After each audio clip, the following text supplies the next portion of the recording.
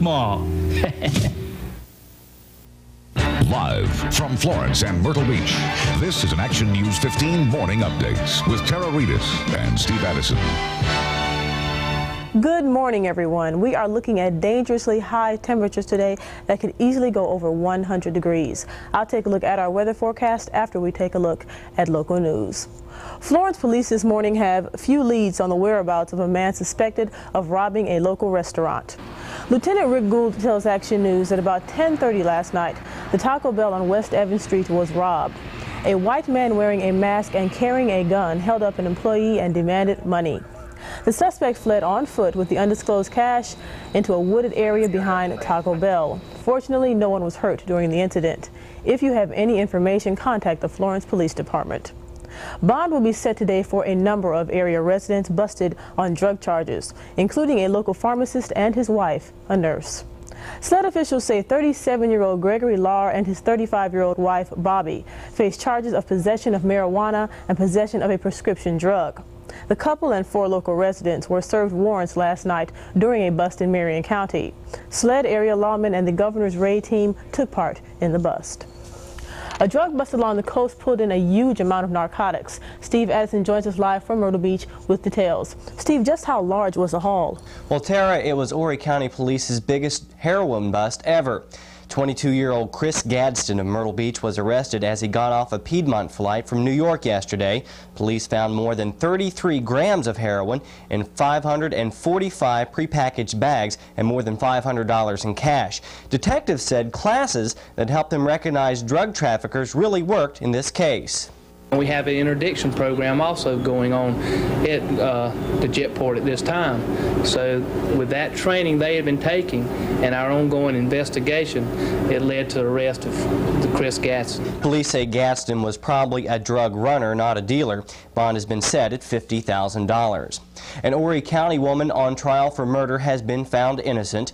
Jurors deliberated for more than 4 hours yesterday evening before finding Eula Inez Todd not guilty of murdering her husband Johnny in February. Todd admitted shooting her husband twice, once in the elbow and once in the back, after he threatened her with a knife.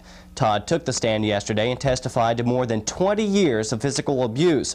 Jurors found out that Johnny had killed his brother in self-defense earlier, and Deputy Solicitor Ralph Wilson said that may have been a factor in the jury's decision. Well, if you've come to the Grand Strand for sunshine, we've got plenty of today. High temperatures. Terra will have a look at the forecast when we come back.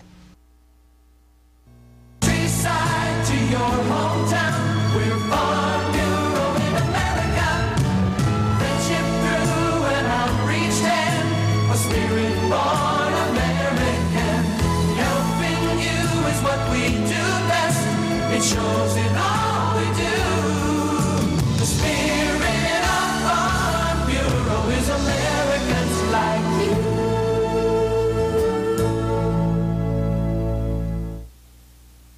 Catch the Ghetto Variety Show tonight at 7:30 on Good Times.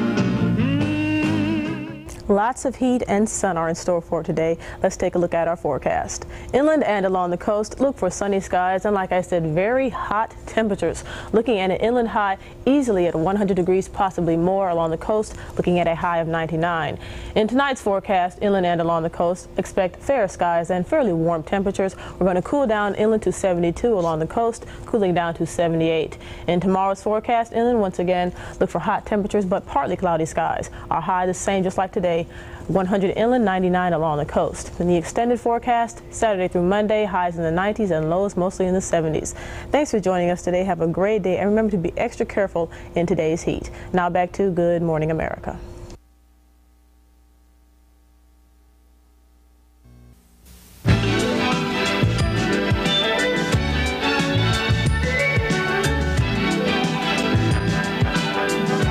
Once in a great while, a very special sale happens at your Carolina Chevy dealers. A sale so big that every 88 Chevy in stock is reduced dramatically.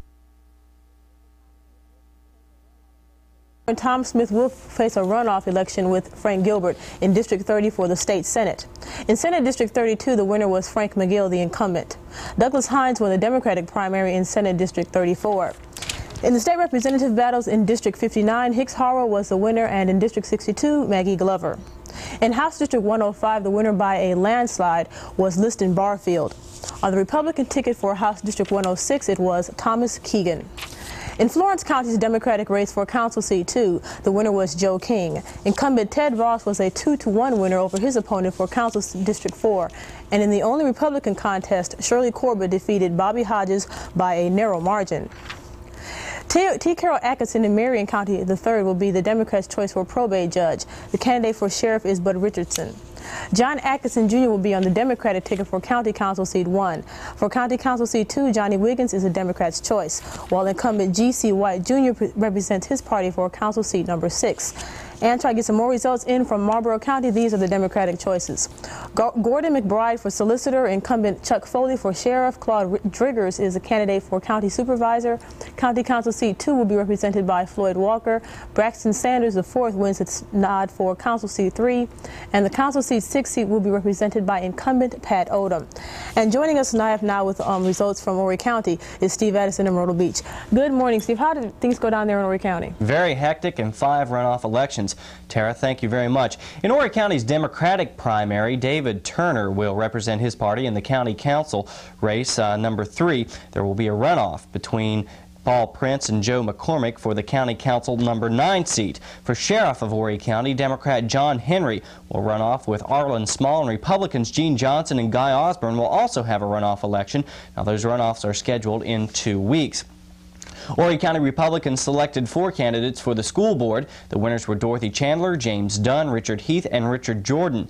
Now, North Myrtle Beach has to try again for an interim mayor to fill in for ousted Mayor Dick Hester. Phil Tillman and Joe Salibi will run off in 2 weeks. In that coroner's race, Democrats picked Mike Hatchell, and Republicans again will have to run off. It's a runoff election between Robert Edge and Frank Barnhill. It looks like a very warm day along the Grand Strand and the PD. Terra will have the forecast when we come back. I used to bargain bank, took advantage of every great deal that came along. I went for free checks, higher interest, lower mortgage rates, etc. Then one day I stopped by People's Federal to open a free-for-all checking account. I picked up one of their financial services booklets.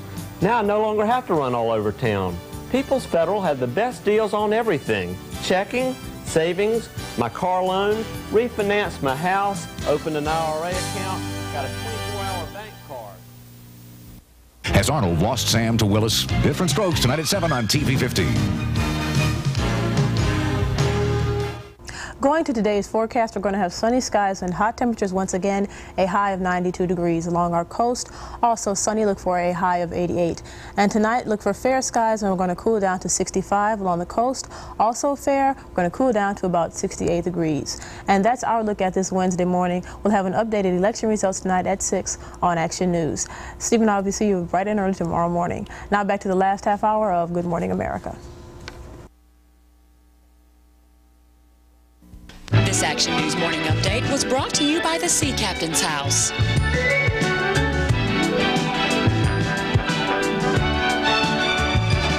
A trusted name in the Myrtle Beach area since 1975. Neil Johnson Buick GMC.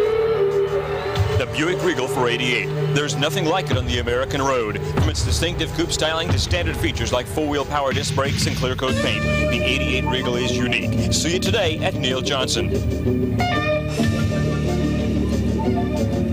Neil Johnson Buick GMC, Highway 17 bypass, Myrtle Beach.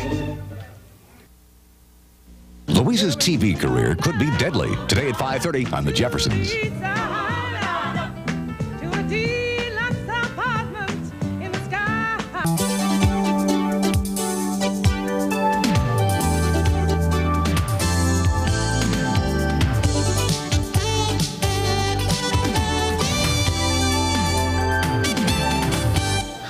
I'm Lois Strom from Springfield, Illinois, and we're here to celebrate the reopening of the Lincoln home after an extensive restoration project. Good morning, America! Well, it's terrific. The Lincolns are taking visitors again. They're a very hospitable family. Nice of them to invite the neighborhood in once again. Good morning, everyone. I'm Joan London. And I'm Charles Gibson. It is Wednesday, June the 15th. And everything's coming up roses in this half hour, at least according to our man in the garden, Ralph Snodsmith.